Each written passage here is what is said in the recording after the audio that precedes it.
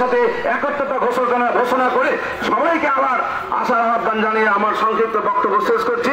সবাইকে নমস্কার। ধন্যবাদ জনাব ডাবল কুমার ঘোষ।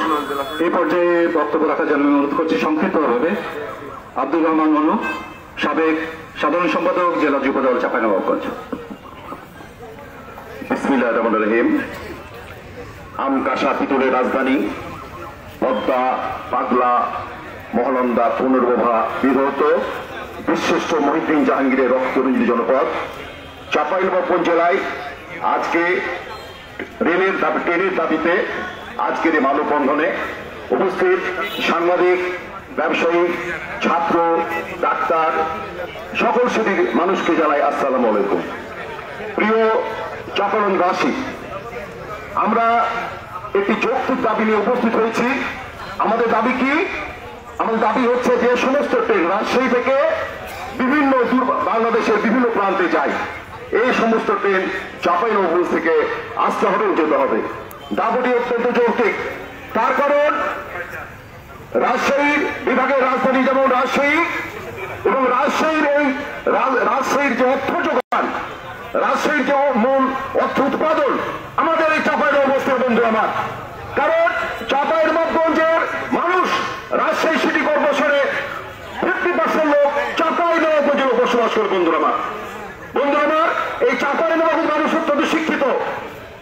বাংলাদেশের বিভিন্ন প্রান্তে আমরা দেখতে পাই এই চাঁপাইনবাবগঞ্জের ছেলেপেলেরাই কিন্তু বিভিন্ন ডিস্ট্রিক্টে পড়াশোনা করছে।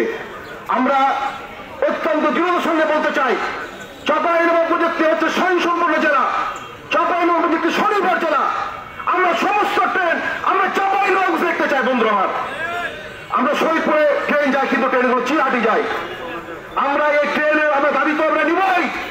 সেই সাথে রাজশাহীতে গ্যাস আছে, চাঁপাইনবাবগঞ্জে কিন্তু গ্যাসের লাইন নাই।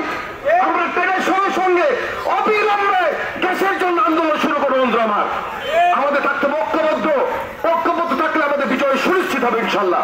সবাইকে ধন্যবাদ জানিয়ে, সবার উপস্থিতি ধন্যবাদ জানিয়ে আমি আমার বক্তব্য শেষ করছি। খুব হাফেজ, বাংলা জিন্দাবাদ। সবাইকে ধন্যবাদ। ধন্যবাদ।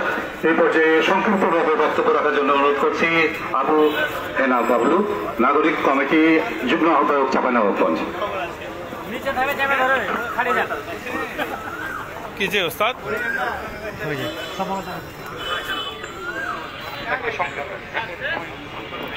বিসমিল্লাহির রহমানির রহিম। সুশাসন নাগরিক কমিটি আয়োজিত আজকে ঢাকা হতে চাঁপাইনবাবগঞ্জ সকল ট্রেন চালু দাবিতে সুজনের সকলকেই জানাই চাঁপাইনবাবগঞ্জ জেলা নাগরিক কমিটির পক্ষ থেকে সবাই সালাম, আসসালামু আলাইকুম। সাংবাদিক হয়ে জানেন আপনারা, দীর্ঘ 20-25 বছর ধরে আমরা চাঁপাইনবাবগঞ্জ ট্রেনের জন্য আন্দোলন করে আসছিলাম। গত 27শে অগস্ট 2011 সালে প্রেস ক্লাবের সামনে নাগরিক কমিটি আয়োজিত শ্রুতি সমাবেশ এবং 10,000 লোকের স্বাক্ষরিত বই আমরা মন্ত্রণালয়ে পাঠিয়েছি। এখানে বুঝতে আছে আমাদের নাগরিক কমিটির গানু চাচা, সালাম ভাই, আবু হাসিব সহ অনেকেই। আমরা চাঁপাইনবাবগঞ্জের করোনাকালীন যে ট্রেনগুলো বন্ধ ছিল সেগুলোর জন্য আমরা রেল স্টেশন ঘেরা করেছিলাম। আমরা চাঁপাইনবাবগঞ্জের যে ট্রেনগুলো বন্ধ আছে সেই ট্রেনগুলো চালুর জন্য সুজন যে প্রোগ্রাম করছে তার জন্য তাদের ধন্যবাদ জানিয়ে, এবং চাঁপাইনবাবগঞ্জে একটি বিশ্ববিদ্যালয়, একটি মেডিকেল কলেজ সহ নাগরিক কমিটি যে দাবি আন্দোলন করে আসছে সে দাবি আদায় লক্ষ্য করার জন্য সবাইকে আহ্বান জানিয়ে আমি আমার সংক্ষেপ বক্তব্য শেষ করছি। বিপ্লব মেয়রুজ্জামান জয়ান্নর্য, আসসালামু আলাইকুম। ধন্যবাদ জানাচ্ছি। এই পর্যায়ে সংক্ষিপ্তভাবে বক্তব্য রাখার জন্য অনুরোধ করছি জনাব মোহাম্মদ আফসার আলী, প্রবীণ হিতৈষী সংঘ পক্ষ থেকে জনাব মোহাম্মদ আফসার আলী।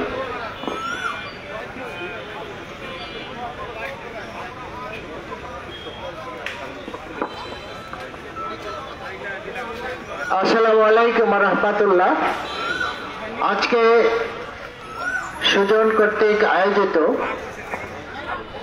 আমাদের প্রাণের দাবি বনলতার পাশাপাশি ধূমকেতু পদ্মা সিল এই উপলক্ষে সকল আন্তনগর ট্রেন চাঁপাইনবাবগঞ্জ থেকে